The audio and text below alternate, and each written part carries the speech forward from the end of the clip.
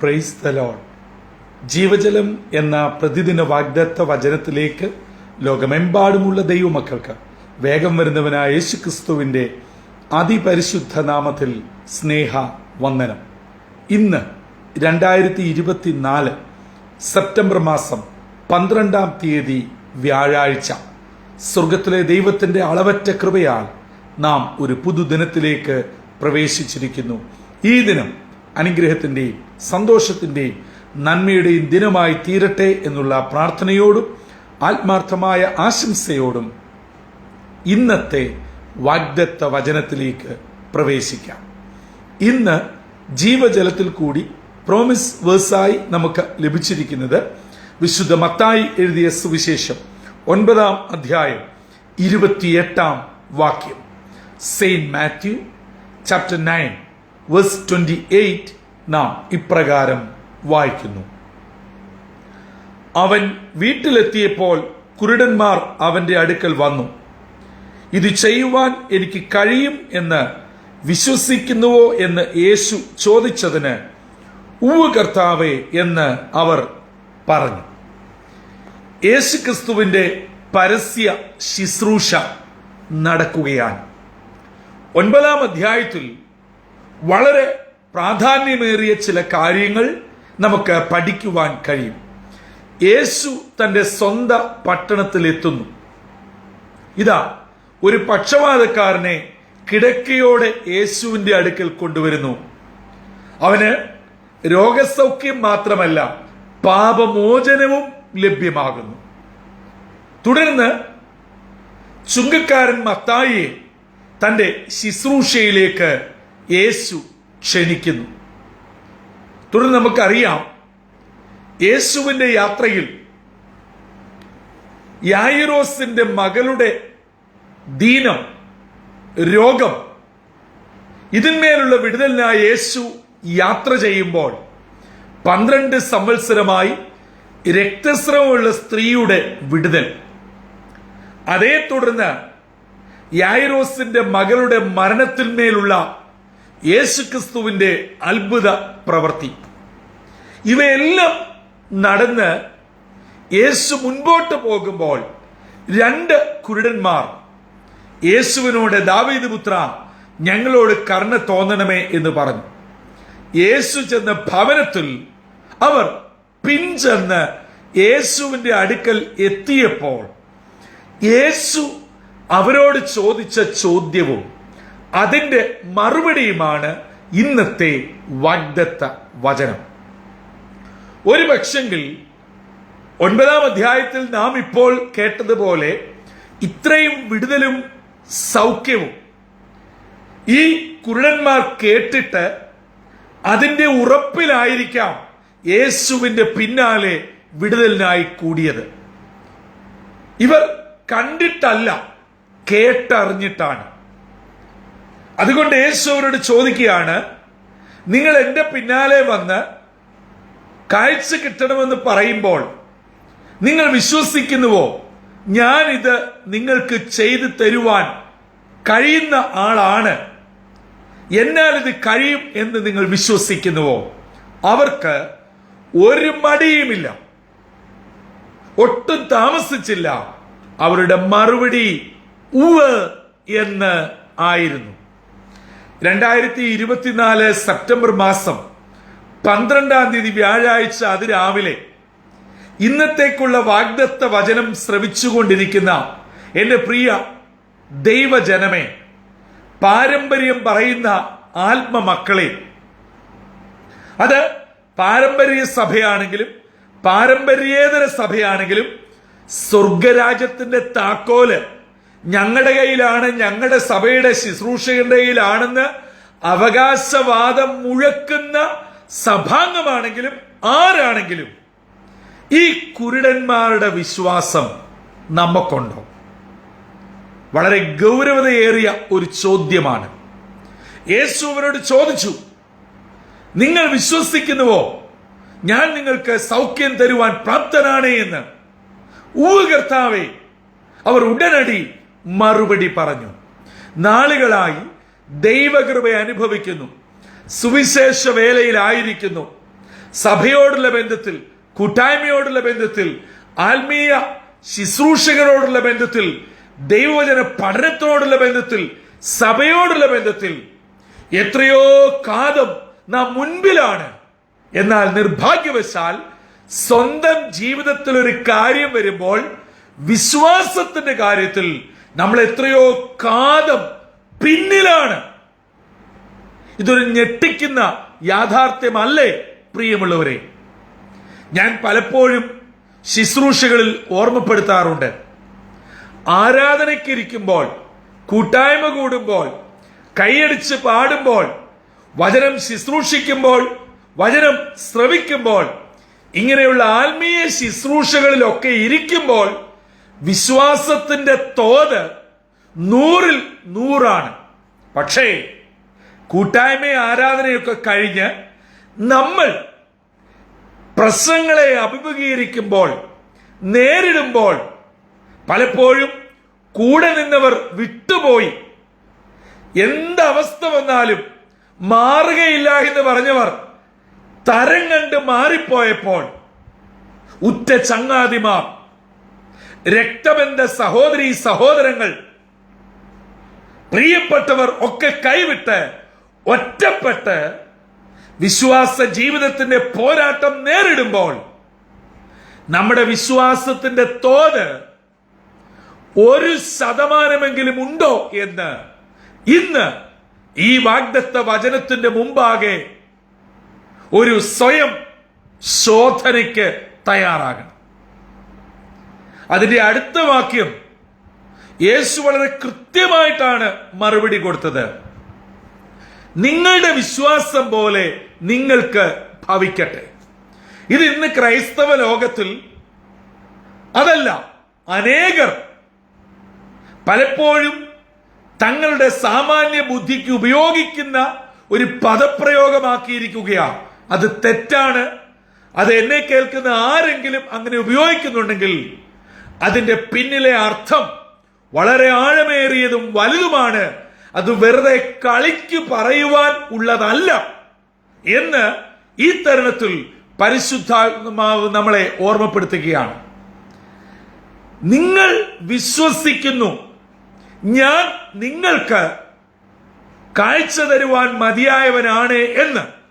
അങ്ങനെയെങ്കിൽ ആ വിശ്വാസം നിങ്ങൾക്ക് സൗഖ്യമായി, രക്ഷയായി, വിടുതലായി ഭവിക്കട്ടെ. അവർക്ക് യേശുവിലുള്ള അചഞ്ചലമായ വിശ്വാസം നിങ്ങൾക്ക് വിടുതലായി ഭവിക്കട്ടെ.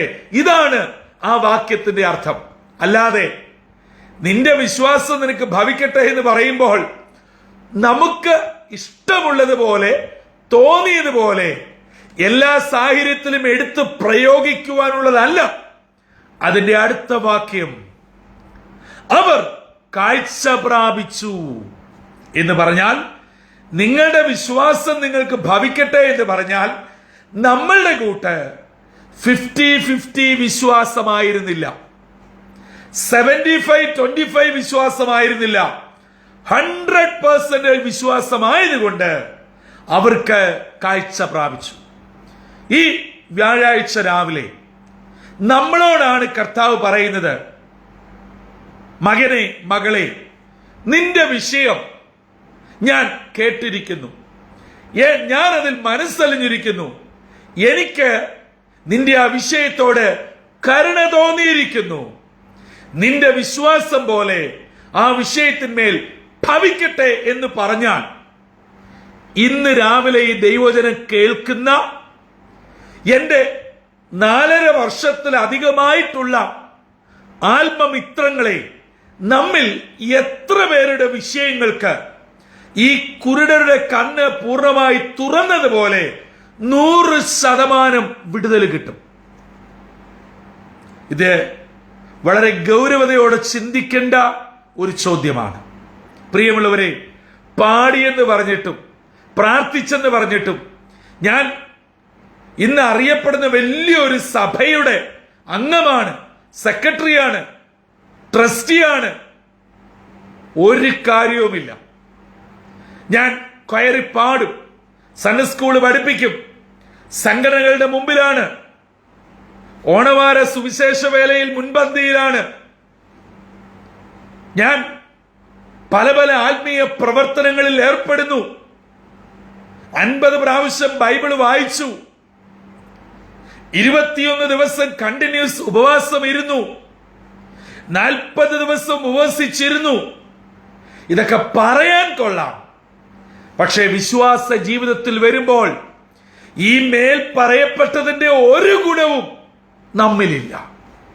അതുകൊണ്ട് ഇന്ന് എന്നെ കേൾക്കുന്ന പ്രിയപ്പെട്ടവർ പ്രാർത്ഥിക്കുന്ന വിഷയത്തിന്, അത് നിങ്ങളുടെ മക്കളുടെ വിഷയമാകാം, നിങ്ങളെ വിട്ട് വളരെ വിദൂരത്തിലായിരിക്കുന്ന കുഞ്ഞുങ്ങളുടെ കാര്യമായിരിക്കാം, നിയമപ്രശ്നമായിരിക്കാം, ആരോഗ്യ പ്രശ്നമായിരിക്കാം, മാതാപിതാക്കളെ സംബന്ധിച്ചുള്ളതായിരിക്കാം, സഹോദരങ്ങളെ സംബന്ധിച്ചുള്ളതാകാം, ജോലിയുടെ പ്രശ്നം, ശമ്പളത്തിന്റെ പ്രശ്നം, വിസയുടെ വിഷയം. ഒരുപക്ഷെ നിങ്ങൾ ചില മെഡിക്കൽ ചെക്കപ്പ് കഴിഞ്ഞ് അതിന്റെ റിസൾട്ടിന് വേണ്ടി വേദനയോടെ, വിഷമത്തോടെ, ആശങ്കയോടെ കാത്തിരിക്കുന്നവരായിരിക്കാം. ചില നാളുകളായി ട്രീറ്റ്മെന്റ് ചെയ്തിട്ട് വേണ്ട സൗഖ്യം ലഭ്യമാകാതെ ഇതിനി എന്താണ് ഒരു മറുവഴി എന്ന് ചിന്തിക്കുന്നവരായിരിക്കാം. ഒരു ഭവനമണി ആഗ്രഹിച്ചു തുടങ്ങിയിട്ട് എങ്ങും എത്താതെ അത് നിന്നുപോയവരായിരിക്കാം. ഒരുപക്ഷെ വിവാഹപ്രായത്തിൽ അധികം കഴിഞ്ഞ പെൺകുഞ്ഞുങ്ങൾ നിങ്ങൾക്കുണ്ടായിരിക്കാം. അവരുടെ വിവാഹം പല നല്ല ആലോചനകൾ വന്നിട്ടും കാരണമെന്തെന്നറിയാതെ വിവാഹം നടക്കാതെ വിഷമത്തിലായിരിക്കുന്നുവോ? 2-3 പ്രാവശ്യം ദൈവകൃപയെ കൺസീവ് ആയിട്ട് അത് നിങ്ങൾക്ക് ഫലപ്രാപ്തിയിൽ എത്താതെ നഷ്ടമായി ഒരു തലമുറയ്ക്ക് വേണ്ടി ആഗ്രഹിച്ച് പ്രാർത്ഥിക്കുകയാണോ?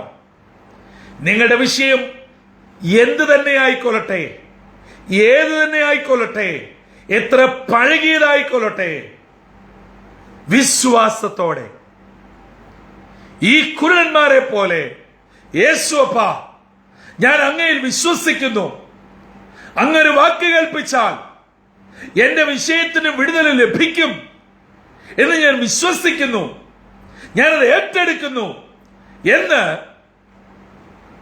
ഒരിക്കലും ശങ്കയ്ക്കിടയില്ലാതെ സ്വന്തം നെഞ്ചത്ത് കൈവച്ചുകൊണ്ട് ആത്മാർത്ഥതയോടെ 100% ഉറപ്പോടെ ഈ പ്രഭാതത്തിൽ ആർക്ക് പറയുവാൻ കഴിയുന്നുവോ അവരുടെ ജീവിതത്തിൽ ഇന്ന് ദൈവം അത്ഭുതം പ്രവർത്തിക്കും. ഈ അത്ഭുതം പ്രവർത്തിക്കുന്നതിന്റെ പിന്നിലെ ചേതോവികാരം എന്ന് പറയുന്നത് നിങ്ങൾക്ക് ഓരോരുത്തർക്കും കർത്താവിലുള്ള അചഞ്ചലമായ വിശ്വാസമാണ്.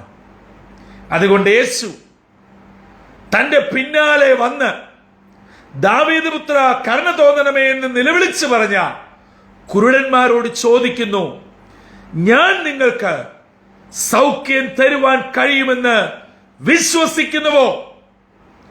ഒരു സെക്കൻഡ് പാഴാക്കാതെ യേശുവിനെ അന്നുവരെ നഗ്ന നേത്രങ്ങൾ കൊണ്ട് കണ്ടിട്ടില്ല, നടന്ന വിടുതലുകൾ കണ്ടിട്ടില്ല, ഇതൊക്കെ കേട്ടുകേൾവി മാത്രമേ ഉള്ളൂ. ആ 2 കുരുടർ ഉടനടി വിളിച്ചു പറഞ്ഞു, കർത്താവേ. ആ വിശ്വാസം അവരുടെ കുരുട്ട് കണ്ണുകളെ തുറക്കുവാൻ ഇടയായി. ഞാൻ ചോദിക്കട്ടെ, കഴിഞ്ഞ നാളുകളിൽ വേദനയിൽ കൂടെ, സങ്കടത്തിൽ കൂടെ, വിഷമത്തിൽ കൂടെ ഒക്കെ കടന്നുപോയപ്പോൾ നമ്മൾ ആഗ്രഹിച്ചതും പ്രതീക്ഷിച്ചതും വിശ്വസിച്ചതുമായ അനേകർ കൈമലർത്തുകയും നമ്മളെ പഴിക്കുകയും നിന്ദിക്കുകയും ദുഷിക്കുകയും ഒറ്റപ്പെടുത്തുകയും ചെയ്തപ്പോൾ തമ്പുരാൻ തന്നെ ബലമുള്ള കരങ്ങളിൽ നമ്മെ താങ്ങി. അത് ഞാനും നിങ്ങൾ കണ്ടതാണ്, അറിഞ്ഞതാണ്, അനുഭവിച്ചതാണ്. പക്ഷേ ഇന്നൊരു വിഷയമുണ്ടായപ്പോൾ, ഒരു പ്രശ്നം വന്നപ്പോൾ, ഈ അനുഭവിച്ച ആ അനുഭവത്തിന്റെ വെളിച്ചത്തിൽ ഒന്നും കണ്ടിട്ടില്ലാത്ത കുരുടന്മാർ വിളിച്ചു പറഞ്ഞതുപോലെ, കർത്താവേ, ഞാൻ വിശ്വസിക്കുന്നു, കഴിഞ്ഞ നാളുകളിൽ എന്നെ നടത്തിയ ദൈവമാണ്. എല്ലാവരും കൈവിട്ടപ്പോൾ കരം തന്ന് കര കയറ്റിയ ദൈവമാണ്. ആ ദൈവം എന്റെ ഇന്നിന്റെ പ്രശ്നത്തിന് മതിയായവനാണ് ഞാൻ വിശ്വസിക്കുന്നുവെന്ന് എന്നെ കേൾക്കുന്നവരിൽ എത്ര പേർ ധൈര്യത്തോടെ മനസാക്ഷി കുത്തില്ലാതെ പറയുവാൻ കഴിയും? അങ്ങനെയുള്ളവർക്കായി ഞാൻ ദൈവത്തിന് സ്തോത്രം ചെയ്യുന്നു.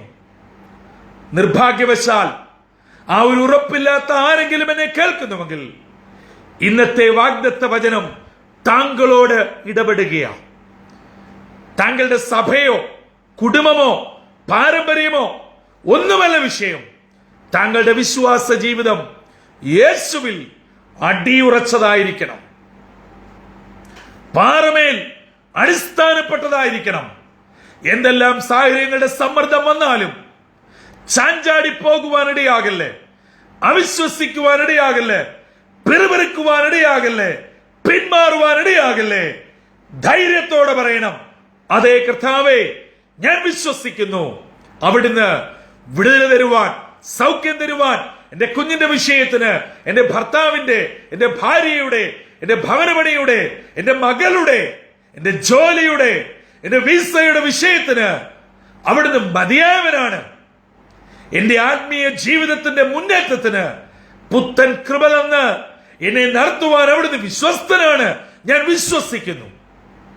അങ്ങനെ ഇന്ന് പകൽ ഉറപ്പോടെ ധൈര്യത്തോടെ ഏറ്റു പറഞ്ഞുകൊണ്ട് കർത്താവിന്റെ പാദാന്തിക അടുത്ത് വരാം. സർവശക്തനായ ദൈവം നമ്മെ ഏവരെയും അനുഗ്രഹിക്കട്ടെ. ഈ രണ്ട് കുരന്മാരോട് ചോദിച്ച ചോദ്യം ഈ അതിരാവിലെ നമ്മളുടെ മുൻപിൽ വെട്ടിത്തിളങ്ങുന്ന വാള് പോലെ ഒരു ചോദ്യശരമായി നിലകൊള്ളുന്നു. അതിന്റെ മറുപടി എന്തായിരിക്കുമെന്ന് സ്വയം കണ്ടെത്തി നമ്മെ തന്നെ ദൈവകരങ്ങളിൽ ഏൽപ്പിക്കാം. തലകളെ വണക്കാം, പ്രാർത്ഥിക്കാം.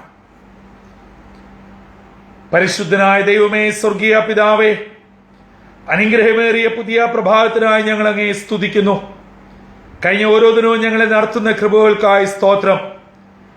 യേശുവിന്റെ പിന്നാലെ നഗ്നനേത്രങ്ങൾ കൊണ്ട് കണ്ടിട്ടില്ലാത്ത രണ്ട് കുരുടന്മാർ സൗഖ്യത്തിനായി അപേക്ഷിച്ചപ്പോൾ യേശു ചോദിച്ച ചോദ്യം ഇന്ന് ഞങ്ങളുടെ ഹൃദയ ഭിത്തികളെ കീറി മുറിച്ചതിനായി സ്തോത്രം.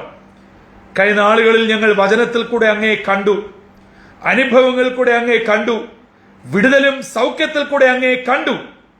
എന്നിട്ടും ആ കുരുടന്മാരുടെ അത്ര വിശ്വാസമില്ലാതെ പലപ്പോഴും പിന്മാറിപ്പോകുന്ന, ചോദ്യം ചെയ്യുന്ന, പതറുന്ന, സംശയിക്കുന്ന ഞങ്ങളുടെ അവിശ്വാസമുള്ള ജീവിത അനുഭവത്തോടെ അവിടുന്ന് ക്ഷമിക്കണമേ. ആ കുരുടന്മാരെ പോലെ ഉറപ്പോടെ ധൈര്യത്തോടെ അതെ ഞാൻ വിശ്വസിക്കുന്നുവെന്ന് പറയുവാൻ ഞങ്ങളെ അവിടുന്ന് ഒരുക്കണം. അങ്ങനെ ഞങ്ങൾ വിടുതൽ പ്രാപിച്ച് അനുഗ്രഹമുള്ളവരായി, സൗഖ്യമുള്ളവരായി, ദൈവകൃപ പ്രാപിച്ച് ഞങ്ങളായിരിക്കുന്ന ഇടങ്ങളിൽ സാക്ഷ്യത്തോടെ നിലകൊള്ളുവാൻ ഞങ്ങളെ ഒരുക്കണമെന്ന് യേശു മശിഹാ മൂലം അപേക്ഷിക്കുന്നു. കൃപയോടെ കേൾക്കുമാറാകണമേ. ആമീൻ, ആമീൻ, ആമീൻ. പ്രിയ ദൈവജനമേ, എന്റെയും നിങ്ങളുടെയും ജീവിതത്തിന്റെ വിശ്വാസത്തെ ചോദ്യം ചെയ്യപ്പെടുന്ന അവസ്ഥകൾ എത്തിച്ചേരുമ്പോൾ പതറരുത്, തളരരുത്. ഈ രണ്ട് കുരുടന്മാരെ പോലെ ധൈര്യത്തോടെ പറയണം, കർത്താവേ, ഞാൻ വിശ്വസിക്കുന്നു. ആ വിശ്വാസം ഒരു വലിയ വിടുതലായി, സൗഖ്യമായി, അനുഗ്രഹമായി ലോകത്തിന്റെ 5 കരയിലുമുള്ള ജീവജലത്തിന്റെ പ്രേക്ഷകരുടെ മേൽ സ്വർഗത്തിൽ നിന്നും പറന്നിറങ്ങട്ടെ, വിടുതൽ പ്രാപിക്കട്ടെ. ഇന്നത്തെ ദിനം അനുഗ്രഹത്തിന്റെ ദിനമായി ദൈവകൃപയോടെ നടത്തുവാൻ നമുക്കൊന്നിച്ച് ദൈവകരങ്ങളിലേക്ക് സമർപ്പിക്കാം. അതിന് ഇന്നത്തെ വാഗ്ദത്ത വചനം നമ്മെ സഹായിക്കുകയും ചെയ്യട്ടെ. കർത്താവിന്റെ അനുഗ്രഹിക്കപ്പെട്ട മുന്തിരിത്തോട്ടത്തിൽ നിന്നും brother Santhosh Kodukulanji. God bless us all.